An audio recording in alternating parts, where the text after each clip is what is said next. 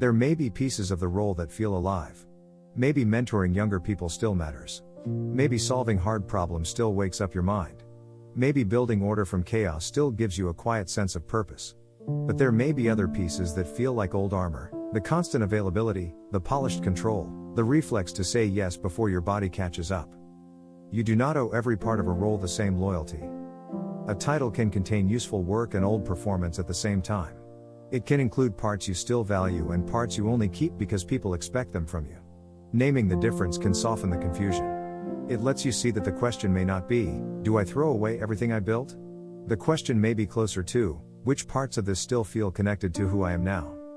That is a quieter question. And often, a more honest one.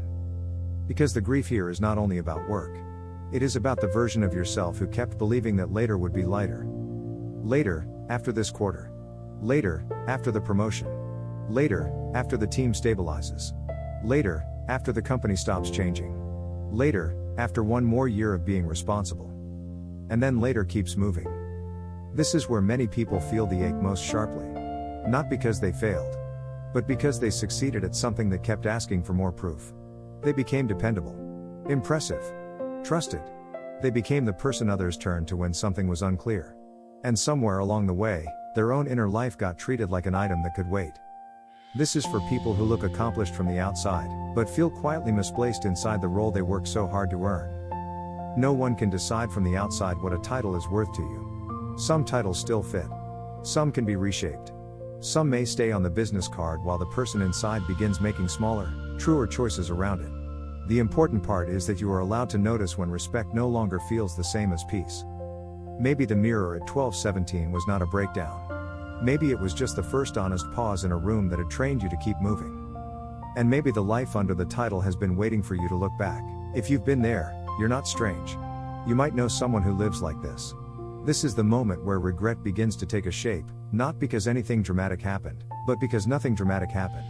It was just another night. Another late reply. Another familiar hallway. Another version of you doing the thing you are known for, while quietly wondering when being known became so different from being alive. And there is something else here that is not talked about enough. Sometimes the title does not stop fitting all at once. It starts with tiny frictions. You pause before accepting one more responsibility. You feel heavier after a promotion announcement than you expected. You hear someone praise your dedication, and instead of feeling proud, you feel oddly distant, like they are complimenting a person you keep performing. That distance can be confusing. Because the title may still be useful. It may still provide. It may still open doors. It may still carry your name into rooms where younger you once wanted to be. The discomfort is not always a sign that everything was wrong. Sometimes it simply means the meaning has changed. The role that once represented arrival may now represent delay. The same title that once said, I made it, may now whisper, how long can I keep doing this? A gentle place to begin is separating the title from the life around it. Not in a dramatic way. Just clearly. On a quiet morning, or after the office is emptied, you might take one page and make two small columns. One side can hold what the title gives you: income, respect, stability, influence, proof. The other side can hold what the title quietly asks from you: time, attention, softness, health of relationships, the parts of your day that never fully return. The point is not to make a sudden decision. It is to see the trade without forcing yourself to defend it. Because when everything stays vague, guilt often takes over. You only hear one side: be grateful. Keep going. Don't make this complicated. But when the trade is visible, the feeling can become less blurry. You can see that you are not being ungrateful. You are noticing the full price. And sometimes noticing the full price is the first honest thing that has happened in a long time. Another small way to look at it is to ask what part of the title still belongs to you. You are not just holding a position. You are holding the story that made the position worth it. Sometimes, it comes from being praised mostly for endurance. In many workplaces, the person who answers fastest, stays latest, and carries the awkward load becomes strong in everyone's eyes. People trust you because you absorb pressure without making much noise. Over time, praise can become a soft trap, because the same thing that makes you respected also makes it harder to admit you are worn down. You learn to read exhaustion as proof that you matter, and calm as something you probably have not earned yet. So even when the lights are dim and everyone else has gone home, part of you still feels useful standing there. There's also a quieter reason. The title may protect you from a question you are not ready to ask. If the role goes away, or changes, or stops being the center, then what remains? That question can feel too open after years of having a clear answer. A title gives the day structure. It gives your phone a reason to keep lighting up. It gives you a place in other people's plans. Without it, the silence may feel less like freedom and more like exposure. So the title keeps you busy, and the busyness keeps the bigger question at a distance. That is why this kind of regret can be hard to explain. On the outside, nothing looks wrong. You might have a good salary, a clean office, a team that respects you, a calendar full of things that seem important. People may even admire the version of your life they can see from a distance. But inside, there is a small shift. You no longer feel lifted by the title. You feel held in place by it.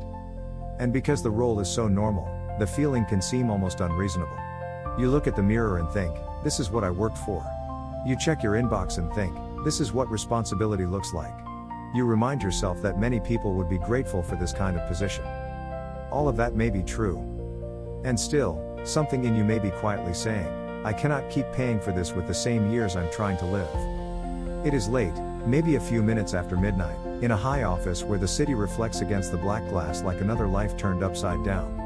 The air conditioner keeps humming with the same steady sound, as if it has no idea how tired people can get.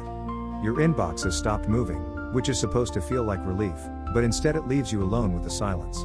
You look at your own face in the mirror and notice the expression before you know what to call it. Not panic. Not collapse. Just the look of someone who has become very good at continuing. There is a kind of tiredness that does not show up on your calendar. It's 12:17 in the morning, and the inbox has finally gone quiet.